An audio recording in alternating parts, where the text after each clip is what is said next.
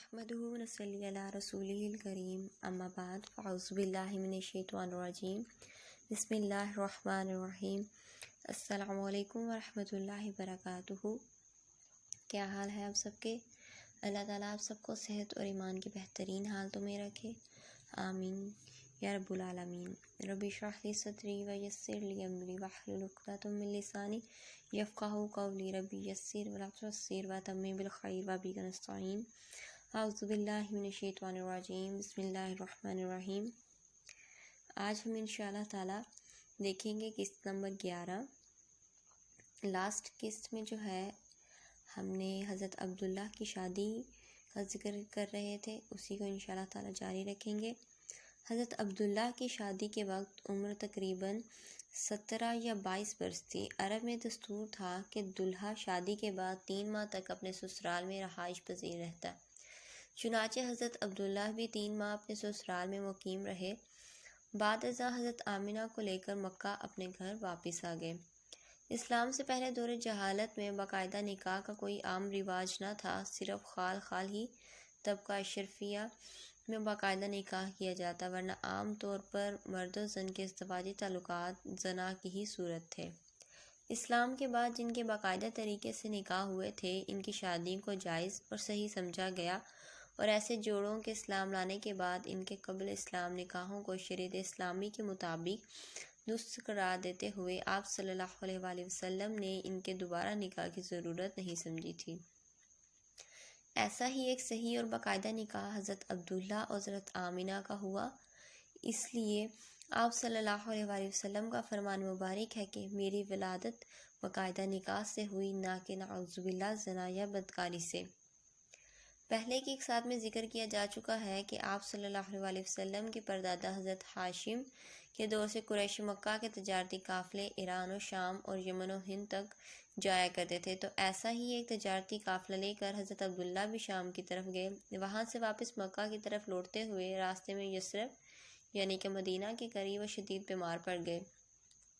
चुनांचे वो मदीना में ही अपने ननिहाल अपने मामुओं के पास ठहर गए, जबकि इनके हमसफ़र मक्का वापस आ गए। जब हज़रत अब्दुल मुत्तलिब ने इनके साथ अपने चहीते बेटे को ना देखा तो इनसे हज़रत अब्दुल्ला के बारे में पूछा। उन्होंने जब हज़रत अब्दुल मुत्तलिब को हज़रत अब्दुल्ला की बीमारी का बताया तो हज़रत अब्दुल मुत्तलिब बेहद परेशान हो गए। फ़ौरन अपने सबसे बड़े बेटे हारिस को यसरब हज़रत अब्दुल्ला की खैरियत मालूम करने भेजा, लेकिन जब जनाब हारिस यसरब पहुँचे तो उनको ये अंधोनाक खबर मिली कि हज़रत अब्दुल्ला बीमारी की ताब न लाकर वफ़ात पा चुके हैं और इनको दारुल क़बा में दफन भी किया जा चुका है। जनाब हारिस जब ये अलमनाक खबर लेकर मक्का वापस आए तो हज़रत अब्दुल मुत्तलिब अपने जान से प्यारे बेटे की जवां मौत का सुनकर शिद्दत गम से बेहोश हो गए। हज़रत आमना पर अपने महबूब शोहर की मौत का सुनकर सख्ता तारी हो गया। दूसरी तरफ सब बहन भाई अपनी अपनी जगह इस दुख के हाथों बेहाल थे। ख़ानदान बनु हाशिम पर एक मजमूई सोग का आलम छा गया, क्योंकि हज़रत अब्दुल्ला अपने हुस्न और जमाल, लियाकत, किरदार और नाबका रोज़गार शख्सियत की वजह से सारे ख़ानदान की आंख का तारा थे, मगर ये रोशन सितारा महज 25 साल की उम्र में ही डूब गया और यूं तमाम जहानों के लिए रहमत बनने वाले अल्लाह के महबूब नबी हज़रत मोहम्मद सल्लल्लाहु अलैहि वसल्लम अभी शुकम मादर में ही थे कि यतीम हो गए। जवान साल और चहीते बेटे की वफ़ात का गम हज़रत अब्दुल मुत्तलिब के लिए अगर सुहाने रूह था, तो दूसरी तरफ महबूब शोहर की मौत का दुख हज़रत आमना के लिए लम्हा लम्हा कर्ब और अज़ियत का बाइस था। लेकिन अल्लाह ने इन दोनों को ज़्यादा अरसा गमज़दा न रहने दिया। हज़रत अब्दुल्ला की वफ़ात से चंद माह बाद बरोज़ सोमवार 9 रबीउल अव्वल माह मुताबिक 20 अप्रैल 571 को हज़रत आमना के यहाँ अल्लाह के हबीब हज़रत मोहम्मद सल्लल्लाहु अलैहि वसल्लम पैदा हुए।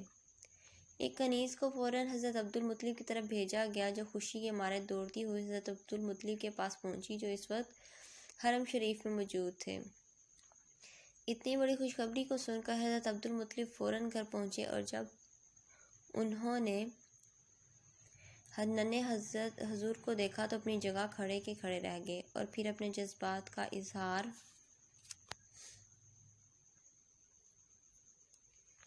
चंद अशार में बयान किया, जिनमें आप सल्लल्लाहु अलैहि वसल्लम के हुस्न और जमाल को गलमान की हुस्न और जमाल से बरतर बताया। پھر خدا کا شکر ادا کیا کہ اس نے آپ کو حضرت عبداللہ کا نعم البدل عطا فرمایا۔ یہاں ان چند مہیر العقول واقعات کا ذکر ضروری ہے جو آپ صلی اللہ علیہ وسلم کی ولادت مبارکہ سے کچھ پہلے اور وقت ولادت پیش آئے۔ اس زمن میں ایک وہ واقعہ ہے جب نیم بیداری کے عالم میں آپ صلی اللہ علیہ وسلم کی پیدائش سے کچھ پہلے حضرت آمنہ دردزا میں مبتلا تھیں۔ آپ فرماتی ہیں کہ ان کے جسم سے ایک نور نکلا جس نے تمام مشرق و مغرب کو روشن کر دیا۔ اس کے ساتھ انہیں وضع حمل کی تکلیف سے نجات مل گئی۔ اس کے بعد وہ نور سمٹ کر ان کے قریب آیا اور انہیں ایسا محسوس ہوا جیسے اس جسم نور نے زمین سے ایک مٹھی مٹی اٹھا کر ان کی طرف بڑھائی جو حضرت آمنہ نے اپنے ہاتھ میں لے لی، اور اس کے بعد اس نور نے اپنا رخ آسمان کی طرف کر لیا۔ حضرت عثمان بن ابی العاص رضی اللہ عنہ کی والدہ فرماتی ہیں کہ حضرت آمنہ کے وضع حمل کے وقت وہ وہاں موجود تھیں اور انہوں نے وہاں سوائے نور کے کچھ اور نہ دیکھا، اور باہر ستارے زمین کے اس قدر نزدیک آ گئے تھے گویا زمین پر گرنے والے ہوں۔ یہ سب ناقابل یقین تھا۔ حضرت عبد الرحمن بن عوف رضی اللہ عنہ کی والدہ آپ صلی اللہ علیہ وسلم کی ولادت کے وقت قابلہ دائی یعنی کہ دائی کی خدمات سر انجام دے رہی تھیں۔